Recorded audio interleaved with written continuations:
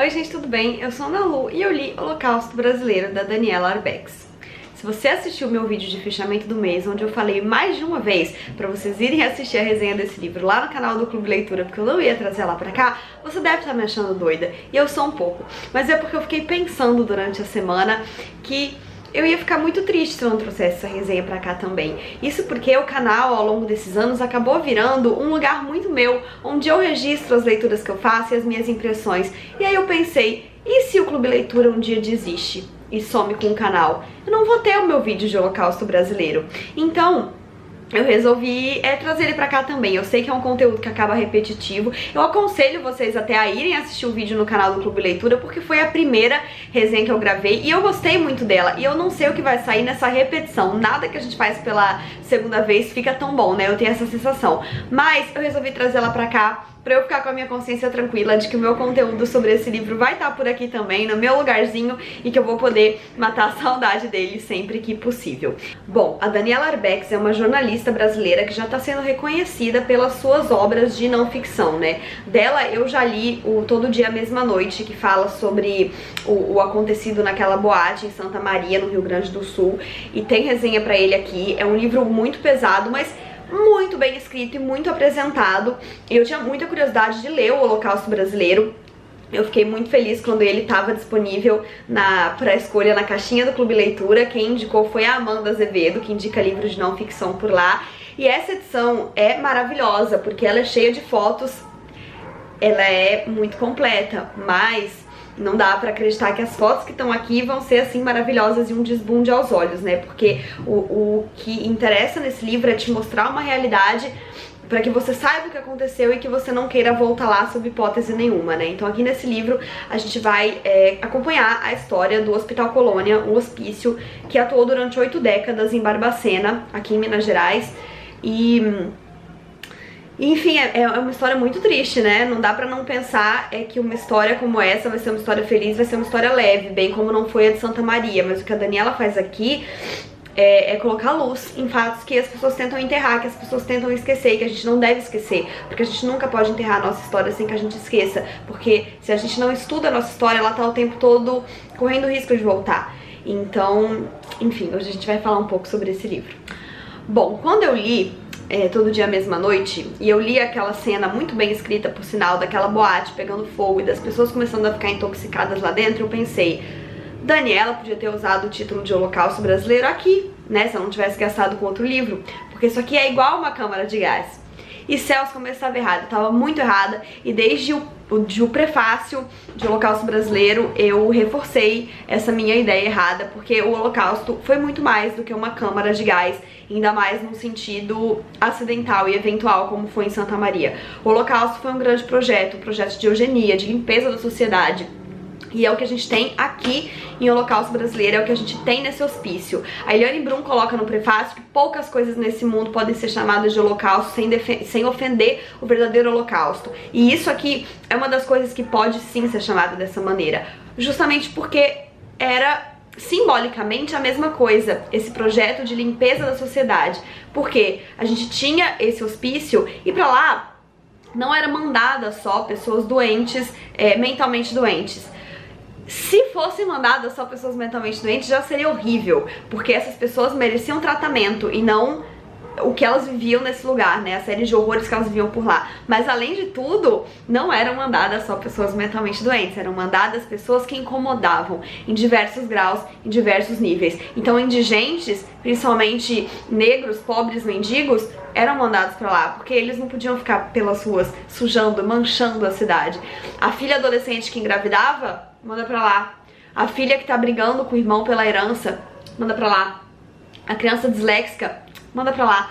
E é muito absurdo e dolorido a gente pensar numa coisa dessas, né, num projeto desses, e pensar nas pessoas que mandavam pra esse buraco, pessoas que simplesmente a incomodavam, pessoas que com pouquíssimas chances de sair de lá um dia, e os mentalmente doentes de fato com zero chance de sair recuperados, muito pelo contrário, pessoas que eram jogadas lá com sanidade acabavam perdendo, porque é impossível ser sã num lugar desse. E outra coisa que faz com que eles se assemelha ainda mais a questão do Holocausto é porque era quase que um grande campo de concentração, um grande campo de trabalhos forçados, porque os doentes, né, os internados lá, eles tinham que trabalhar, eram jornadas de trabalho árduas, eles acordavam 5 da manhã, eles tinham pouquíssimas condições humanas de cuidado, assim, então comida faltava, eles comiam muito pouco, água faltava, então eles bebiam água da chuva ali empoçada no chão, eles bebiam urina uns dos outros, era uma questão totalmente absurda e desumana, eles dormiam em palha no chão e eles acordavam às 5 da manhã pra trabalhar. Barbacena faz muito frio no inverno, questão de 4 graus, assim, eles estavam sempre praticamente pelados,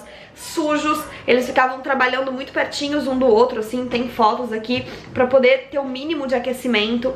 Então, assim, eram condições completamente absurdas, sem contar a superlotação, né? Teoricamente era pra X pessoas e sempre tinha 2, 3x de internados lá, tratados sempre dessa maneira, até que eles morriam, e pra organização era ótimo, né? Porque era um a menos pra dar trabalho, pra ocupar espaço.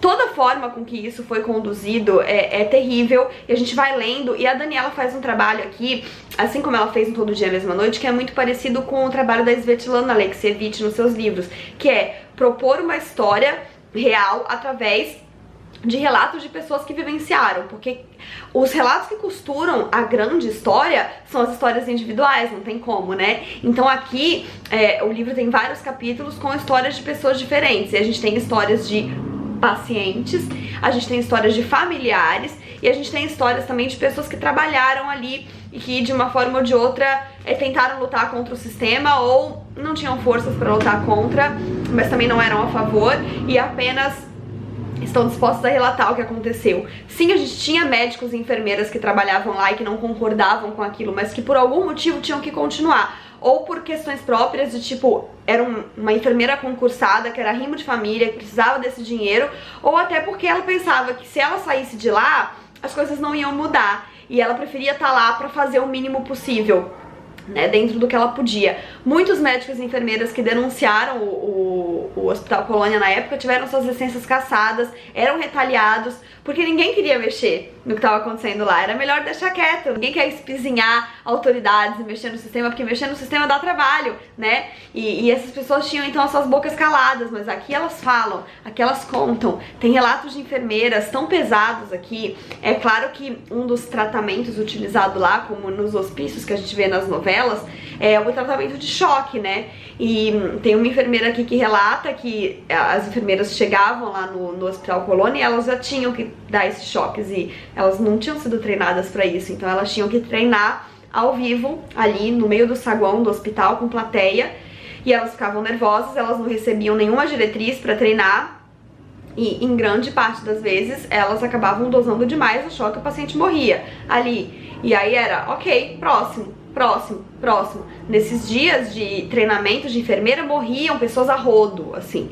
E é claro, né, esse era assim o ápice de toda essa desumanidade que rolava lá, além dos trabalhos forçados, além do frio, além da fome, além de todas as outras péssimas condições. Aqui a gente vai conhecer histórias de pessoas que foram varridas pra lá, algumas delas com o consentimento dos seus familiares, algumas delas à revelia, então mandava-se as pessoas pra lá, porque sim, às vezes os familiares nem sabiam como que elas tinham ido para lá. A gente tem uma história aqui de uma menina que foi adotada por uma médica do Hospital Colônia, só que ela nunca sentiu que ela tinha muito amor dessa mãe adotiva, assim, ela sentia que a vida dela meio que era truncada por alguma coisa, e aí ela descobriu que a mãe dela resgatou ela de uma paciente que deu à luz ali no Hospital Colônia. E quando ela era assim criança, às vezes ela ia no hospital, ela brincava com as doidas e enfim, é um relato muito bonito dela aqui, porque ela descobre que em algum momento que ela abraçou a mãe dela ali dentro, sem saber, né, que elas eram mãe e filha, e a mãe por sua vez também não sabia, e era uma interna lá que teve essa filha enquanto estava internada e que teve a menina tirada dela sem nenhuma explicação, sem nenhum cuidado, e que passou a sua vida ali dentro, remoendo essa história, querendo a filha, comemorando sozinhos os aniversários da filha, sem saber que a filha estava tão perto e que elas tinham chegado a se abraçar enquanto ela era viva.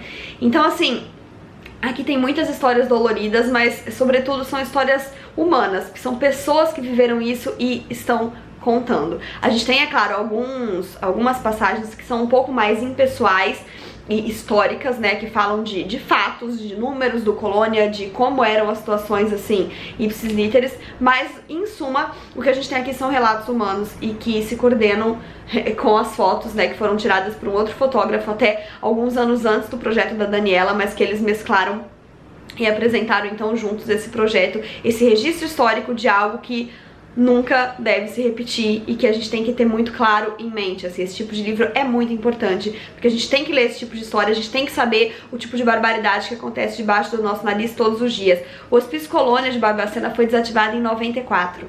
Foi ontem, gente, foi ontem. Ele durou 8 décadas, ele acabou há pouquíssimo tempo e não é absurdo a gente pensar que coisas como essas podem estar acontecendo em outros lugares, ainda debaixo do nosso nariz. A gente tem que estar sempre alerta pra, enfim, pra tentar lutar com esse tipo de coisa. E que bom que a gente tem pessoas, jornalistas como a Daniela, que estão aí dispostos a escarafunchar coisas horríveis pra colocar as claras. E, enfim, O Holocausto Brasileiro é um livro que eu recomendo. Eu espero que vocês tenham gostado desse vídeo. Não esqueçam de se inscrever no canal se ainda não forem inscritos, deixarem o joinha se curtiram, porque isso ajuda muito o canal a crescer.